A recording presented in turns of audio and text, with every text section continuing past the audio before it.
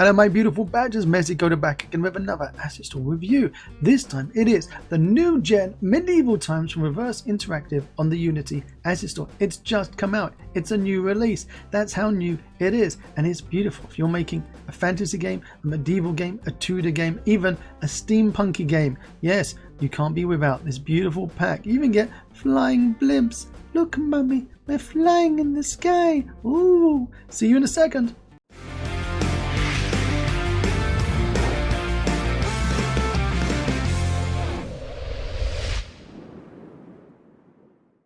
Hello my beautiful badgers, we're inside Unity playing about with HDRP. Yes, I said it, HDRP. That's right, because Reversed Interactive have their amazing NewGen Medieval Times asset on the Unity asset store, available in HDRP, URP and built-in. And if you're lucky enough to get this on a 50% sale, you're getting it from $40 down to $20. I was even luckier because I got gifted this. Thank you very much, Reversed Interactive. I'm a massive fan of Reversed, and I've purchased quite a few of these packs over in various sales. And as you can see, in textures like these, oh my word, you are not disappointed with the quality of his artwork. And that's because Reverse Interactive actually makes games. Meet Tyler, and he's also made that Decembered beautiful virtual reality games. So as you know, virtual reality means optimization. So also he's worked on consoles, so he knows what it is to make game assets that require for games to be optimized and perform well. Which is nice. It's a change, because a lot of people in the asset store are studying as artists, or they just, they're good at what they do, but they haven't got that much real world practical experience. And you can see that gap in knowledge when they're making things that don't really translate well to the game that you're needing to make. Unlike ReversedInt, which actually a lot of his assets are lovely looking and also really would work out of the box in your game. And look at the shingles on these roofs. They're stunning. Saying that though, ReversedInt doesn't have any LODs on his stuff. And that's because that argument of LODs not LODs, culling using amplify imposters or things like that, or GPU instancer, that argument goes back and forth quite a lot. I would love to have seen a LODed version of this. Do you know what I'd love even more? I'd love Unity to have an auto LODing solution thrown in as well, much like what Unreal do.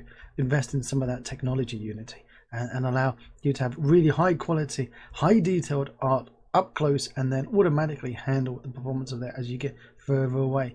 Is it too much to ask? I'm not too sure. But back to this asset, this beautiful looking asset. You also get thrown in some airship model. You've got two of them. It's the same airship model. My only gripe on this bizarre choice of having an airship model on a medieval pack is that the rotors and the propeller are one single mesh. You would need to throw that into Blender to chop that up so you can animate. Hopefully you can badger Reverse Interactive enough so that when he does an update, he will actually separate those meshes so that we can animate this lovely airship. It's an odd touch having an airship in a medieval, and it makes me think, is this going to be a steampunk pack? But it's also a nice little gift that he's thrown in free in this pack. You get, talking about things you get in this pack, you get 133 prefabs. 32 of those are actually the buildings, the modular building parts. You get 14 pre-made buildings, but that leaves you with 79 street props. And that's what's great about this pack, because you need street props, you need detritus, you need things littered about the place to make your cities come to life. Much like his other packs, the more modern urban city builder packs, you are getting the exteriors with this pack. So don't think that you can just walk inside and start having an interior house to play about with. But then saying that, boom, I've gone inside. And that's because this pack is using these kind of little cubbies here for you to be building and putting your props in, rather than having the shaders as you saw in his other packs. I'm a bigger fan of this, actually. I like having these little fake interior areas that I could go inside and just litter my props about and have them, rather than having to worry about adding things to the custom shader. How does that perform? Well, you know what, in a medieval or a fantasy setting, actually that would perform quite well, because you could cull that, you could have only these ones that were in view. In a more modern, you might be flying, you might have buildings off in the distance, skyscrapers, where if you had this kind of fake interior too much, well, you could see it being an issue. I flip, I go in and out of, do I like this fake interior versus shaders, and I change my mind frequently as quickly as the wind changes directions. I'd like to see what your opinions are down in the comments down below. What I would love though what I would really love, and I can't emphasize enough how much I would love this, I would love the windows to be separated so that I can actually open and close the windows. Currently they are static or one mesh. It's a shame. I would love that. Also, I'd like there to see some wooden shutters every now and again on some of these buildings, because if we are going down the medieval route, then you would have shutters. Even if we progress past into the late 15th century, into the Tudor times, up to the 17th century, then yeah, you'd still have wooden shutters. Talking about time period as you would have come to expect with Reverse Interactive, well, these aren't really set anywhere. They're inspired by. So the London wasn't really a historical representation of exactly what London is like. It's inspired by certain areas of London. So it's not an exact copy of a particular place, but it's a London themed, much like is New York and other packs. They're themed, so they're not exactly replications of a place in time. And that's what I'm getting from this pack. I'm getting it's a representation of a medieval fantasy type pack.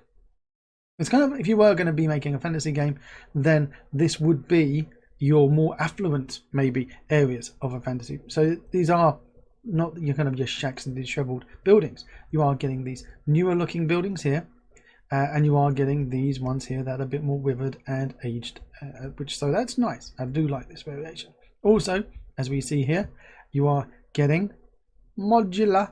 They are modular, and what I love, I really do, if I go to here, this prefab, this Tudor set it's called, the way that he's laid them out here is that you can choose which one of these that you're going to use for the front of that building. I quite like this collection method, this method of having the sets.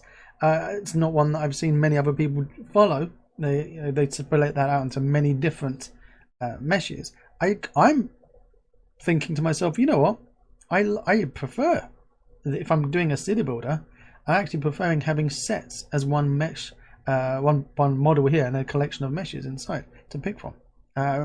I'm starting to think, you know, I really do like that.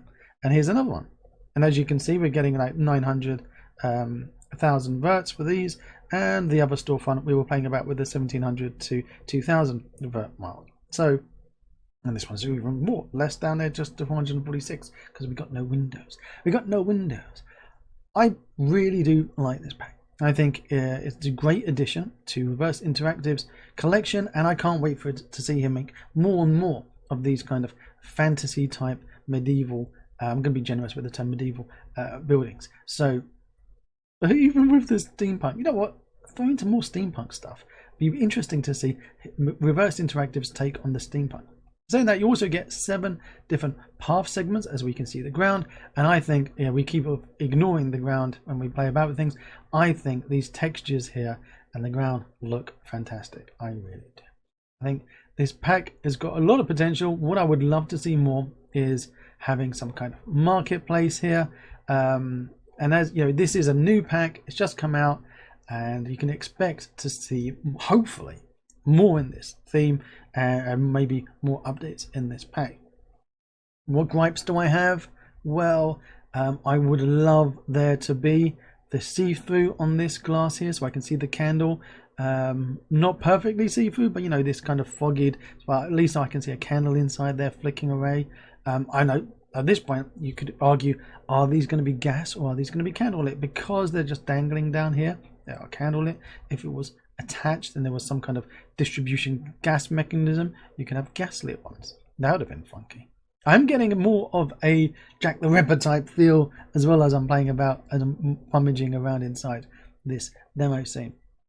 And the fact that you get nighttime and daytime demo scene for me is awesome, because I am still a noob when it comes to HDRP. I have no idea how to set up scenes properly, especially with lighting and all the profiles. So the fact that you get them all before you really done, I think it's brilliant. So yeah, give us some wooden shutters on windows, allow the windows to be open and closed, give us some market, and have maybe see-through on these.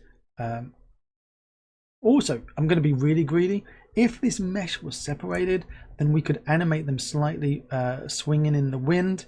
I know what you're thinking. Oh my word, Messi, it's only $40 on the Unity Asset Store. How could you be so greedy? Well, I can be greedy, and sometimes I am greedy. So if you want to see more assets in this theme, in this style from Reverse Interactive, well, the best way you can do that is by purchasing his assets and promoting them by putting a comment down in the comments in the Unity. So when you are buying something, give a review and put a comment down there. Give it a score and say that you like it. Say what you like about it. Give a good feedback, honest feedback. And if you have any issues and you want improvements, then drop them an email. That's not really what the comment section is for. If you have any problems, it's not a support forum. So just reminding people out there. And if you want to see more of these videos, well, the best way you can do that is by clicking like and clicking on the subscribe button and putting a comment down in the video. Because every time you interact with it, it helps other people see it and it makes the community grow. So if you do like it, click it. Till next time. If you want to see more of my crazy videos, click on the left side of your screen now, and down below there's that big juicy subscribe button, and right next to it is the magic bell that if you click it, it will tell you if I've got a new video coming out. Till next time.